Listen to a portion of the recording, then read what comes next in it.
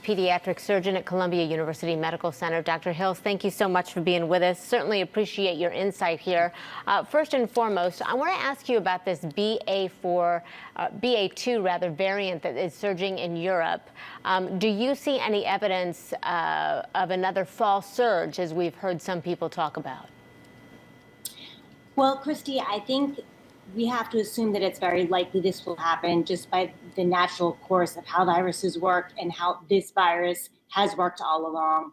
It has the ability to mutate. BA2 is spreading rapidly across parts of Europe.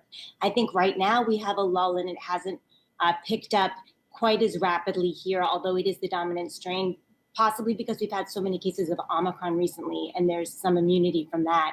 But as that immunity wanes, and we don't expect it to last for more than a few months, 3 months or so, and vaccine immunity also is going to wane over time, when we come into the fall, I think we will be susceptible and we will likely see another surge.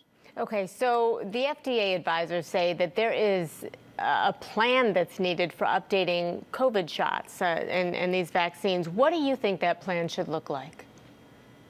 Yeah, I think it's really smart and really essential to be thinking about it now. First of all, we have to figure out how and be ready to have a plan for our kids when they go back to school in the fall. We have to work on getting more of our younger kids vaccinated. The 5 to 11-year-old group is only about 27% fully vaccinated right now. That will wane over time. Our younger children under the age of 5 don't yet have the option for protection, so we have to sort those issues out. In addition, we have to start thinking about how getting a vaccine that's going to last for longer than a few months. I don't think we'll have a durable solution with continuing to have to require boosters every 3-4 months for the indefinite future. However, that's going to take time. So we need to now be thinking about who we're going to make eligible for boosters and when. We've got to make children eligible for vaccines and boosters, and we've got to get the younger adults eligible as well for boosters. So all of these things need to be sorted out so we can work on them over the summer and into the early fall to be protected this fall and winter. So you just brought up my point here, because we know case numbers right now are, as I understand them, they're low, they're pretty manageable, but you say that second booster is necessary. Let's talk about a timeline and what that would mean, because if I'm correct, would that not mean that a second booster would be needed in the fall, would need to be given in the fall? Relay the reality of a booster that would be ready by that time.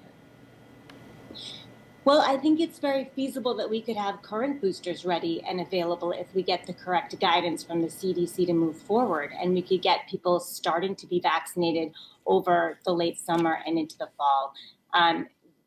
The longer range goal, and it's going to take a little bit of time, would be to get a vaccine and boosters of a different type that last longer. And we don't really have any randomized controlled trials going on for a new vaccine with potentially longer lasting immunity.